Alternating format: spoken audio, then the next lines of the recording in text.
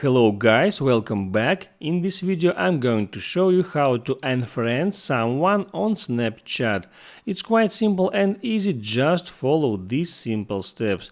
So first open up Snapchat application. Next tap on your profile icon at the top left. Here I can look for my friends. I got one, and when I tap on this person name again, I here not have the option to unfriend this person.